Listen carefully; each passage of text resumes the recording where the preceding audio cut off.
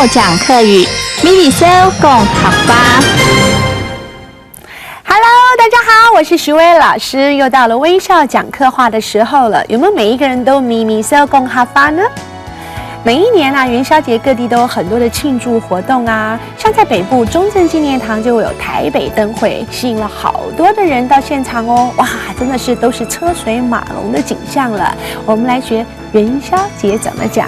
元宵节的客家话叫做长捏班，长捏班。那个长捏其实就是农历的1月的意思，班就是一半15号，长捏班。英文呢就叫做 Lantern Festival。Lantern 就是那个灯 ，Festival 就是节庆 ，Lantern Festival 元宵节长捏班。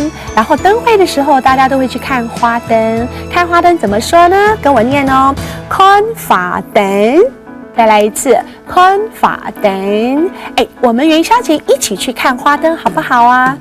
长捏班，穷哈来去看花灯。再来一次哦，长捏班，穷哈来去看花灯。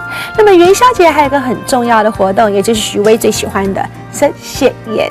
食血宴，血宴就是汤圆，血就是血的意思，白白的嘛，血宴。还有呢，这就是猜灯谜的活动了。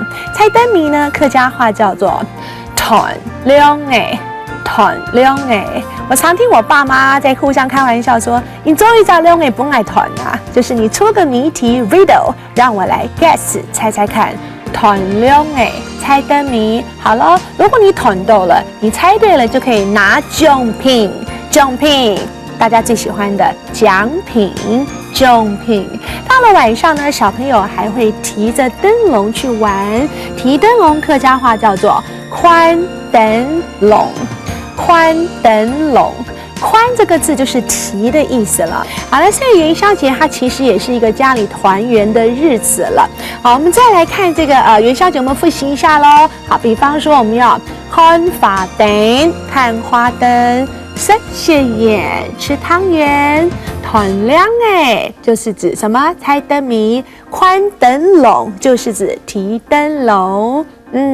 那喺徐薇欣赏，唔记得让嚟學客話哦。安子西哦，張磊了，再見。